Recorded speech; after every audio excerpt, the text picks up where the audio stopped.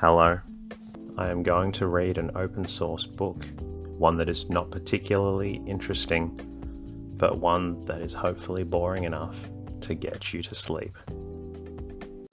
Welcome to tonight's episode of the Bore You to Sleep podcast. We're going to visit readings from the cultivation of the native grape and manufacture of American wines by George Hussman of Hermann, Missouri. The book was entered according to the Act of Congress in the year 1866. I hope you enjoy it. Please, if you get a chance, as always, jump in, leave a rating on the app, and in the meantime, sit back, relax, and enjoy the readings. Introduction. It is with a great deal of hesitation I undertake to write a book about grapes, a subject which has been and still is elucidated every day, and about which we have already several works which no doubt are more learned, more elaborate than anything I may produce. But the subject is of such vast importance, and the area suitable for grape culture so large, the diversity of soil and climate so great, that I may be pardoned if I still think that I could be of some use to the beginner. It is for them, and not for my brethren of the craft, more learned than I am, that I write. If they can learn anything from the plain talk of a practical worker to help them along in the good work, I am well repaid.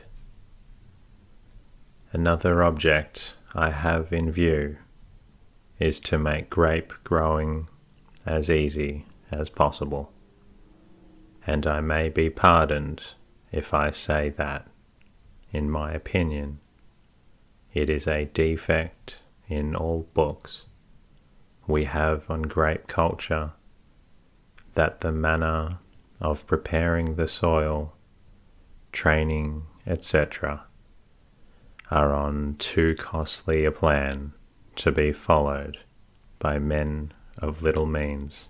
If we are to first trench and prepare the soil at a cost of about 300 per acre, and then pay 200 more for trellis, labour, etc., the poor man, he who must work for a living, cannot afford to raise grapes.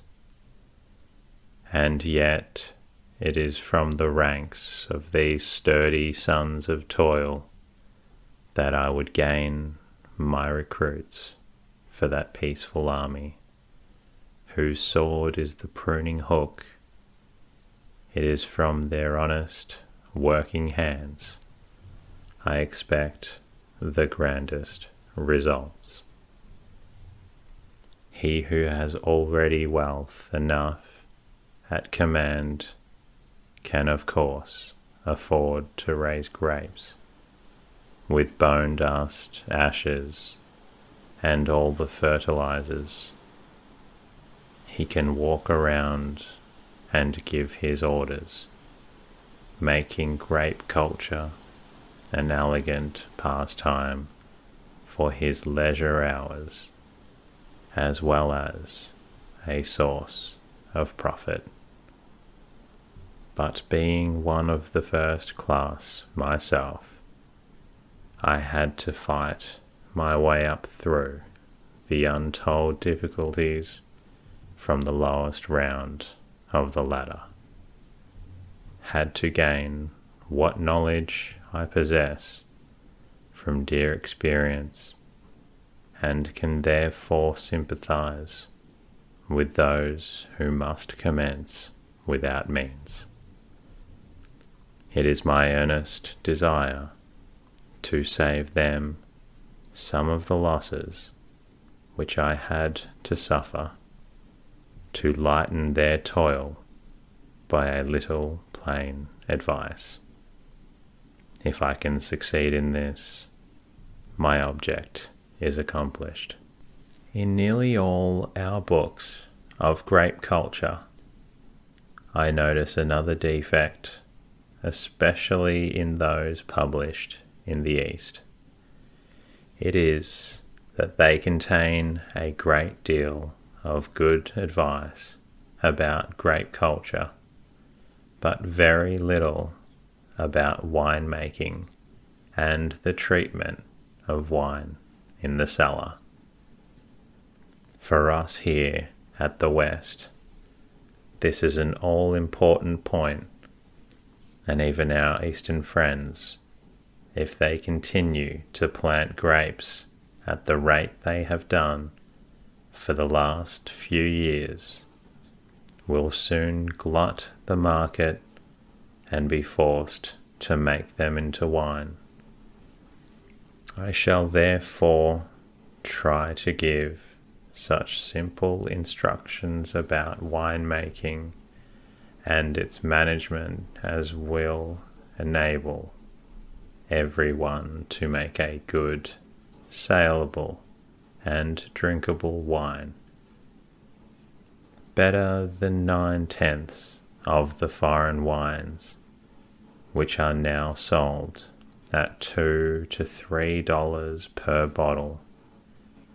I firmly believe that this continent is destined to be the greatest wine-producing country in the world, and that the time is not far distant when wine, the most wholesome and purest of all stimulating drinks, will be within the reach of the common labourer, and take the place of the noxious and poisonous liquors which are now the curse of so many of our labouring men, and have blighted the happiness of so many homes. Pure light wine I consider the best temperance agent, but as long as bad whiskey and brandy continue to be the common drink of its citizens, we cannot hope to accomplish a thorough reform, for human nature seems to crave and need a stimulant. Let us then try to supply the most innocent and healthy one, the exhilarating juice of the grape. I have also endeavoured throughout to give plain facts, to substantiate with plain figures all I assert, and in no case have I allowed fancy to roam in idle speculations. I do not pretend that my effort is the most comprehensive and practical essay on the grape, as some of our friends call their productions, but I can claim for it strict adherence to truth and actual results. I have not thought it necessary to give the botanical description of the grapevine and the process of hybridizing, etc. This has already been so well and thoroughly done by my friend Fuller, that I cannot do it better than refer the scientific reader to his book. I am writing more for the practical farmer, and would rather fill what I think a vacancy than repeat what has been said so well by others. With these few remarks, which I thought due to the public and myself, I leave it to you, brother wine growers, to say whether or not I have accomplished my task. To all and everyone who plants a single vine, I would extend the hand of good fellowship, for he is a labourer in the great work to cover this glorious land of the free with smiling vineyards, and to make its barren spots flow with noble grape juice, one of those best gifts of an all-bountiful Creator. All hail to you.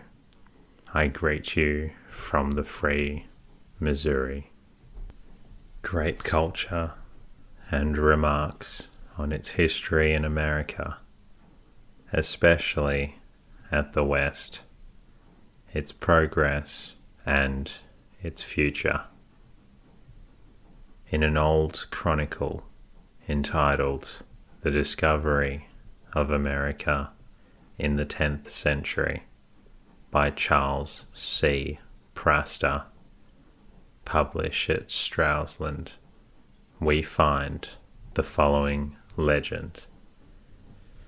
Leif, son of Eric the Red, bought Biarn's vessel and manned it with 35 men, among whom was also a German, 𝐷𝐸𝐻 by name, who had lived a long time with Leif's father, who had become a very much attached to him in youth, and they left port at Iceland in the year of our Lord 1000. But when they had all been at sea for several days, a tremendous storm arose, whose wild fury made the waves swell mountain high, and threatened to destroy the frail vessel. And the storm continued for several days, and increased in fury, so that even the stoutest heart quaked with fear. They believed that their hour had come, and drifted along at the mercy of wind and waves.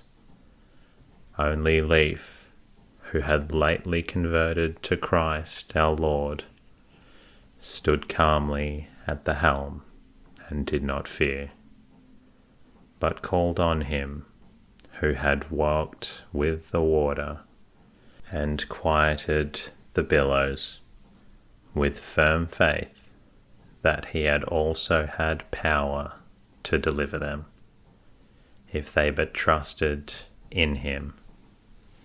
And behold, while he still spoke to them of the wonderful deeds of the Lord, the clouds cleared away, the storm lulled, and after a few hours the sea calmed down and rocked the tired and exhausted men into a deep and calm sleep. And when they awoke the next morning, they could hardly trust their eyes. A beautiful country lay before them, green hills covered with beautiful forests. A majestic stream rolled its billows into the ocean, and they cast the anchor and thanked the Lord who had delivered them from death. A delightful country it seemed, full of game and birds of beautiful plumage and when they went ashore, they could not resist the temptation to explore it. When they returned after several hours, 𝐸𝐻𝐿 alone was missing. After waiting some time for his return, Leif, with 12 of his men, went in search of him. But they had not gone far when they met him laden down with the grapes. Upon their inquiry where he had stayed so long, he answered, "I did not go far.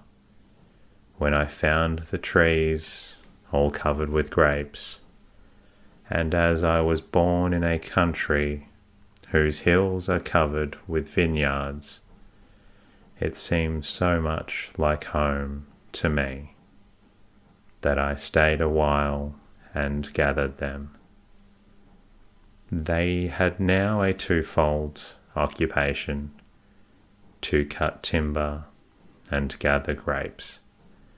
With the latter, they loaded the boat, and Leif gave a name to the country and called it Vinland, or Wineland.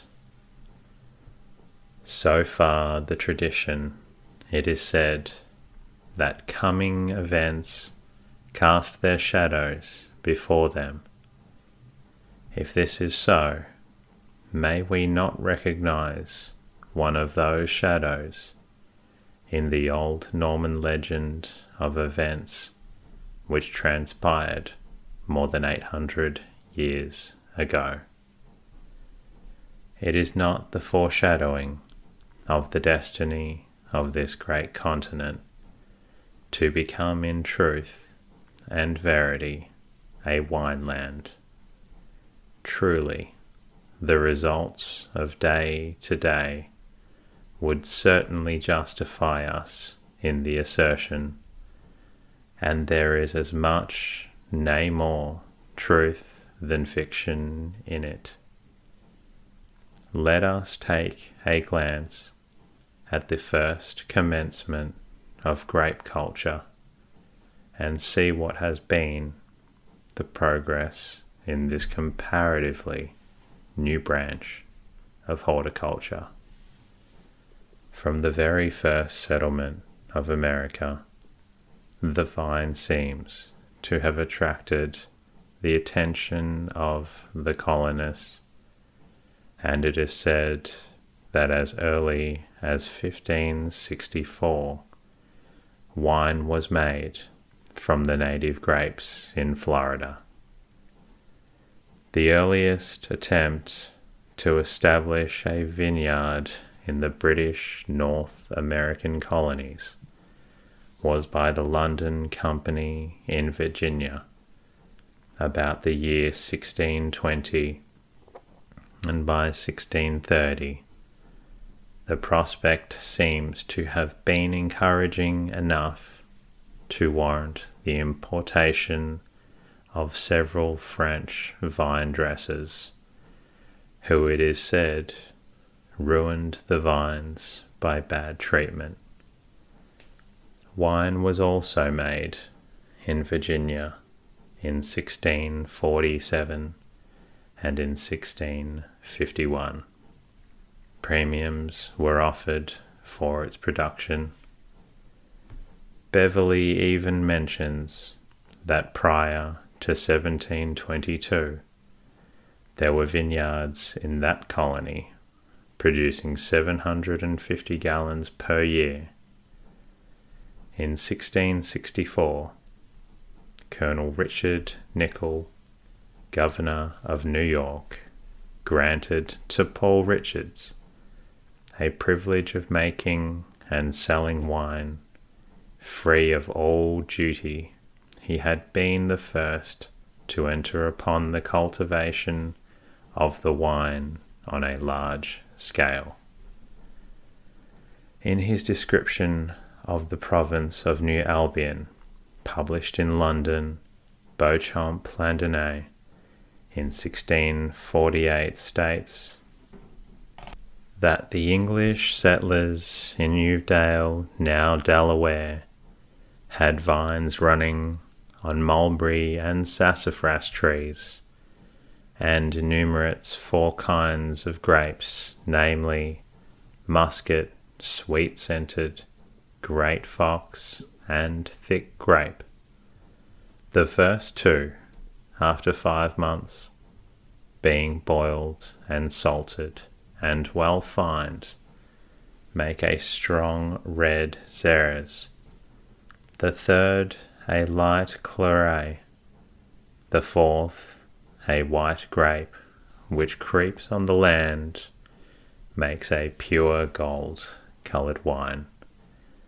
Tennis pale, a Frenchman, out of these 4, made 8 sorts of excellent wine, and says of the muscat, after it had all been long boiled, that the second draught will intoxicate after 4 months old, and that there may be gathered and made 200 tons in the vintage months, and that the vines with good cultivation will mend. In 1633, William Penn attempted to establish a vineyard near Philadelphia, but without success. After some years, however, Mr. Tasker of Maryland and Mr. Antle of Shrewsbury seem to have succeeded to a certain extent.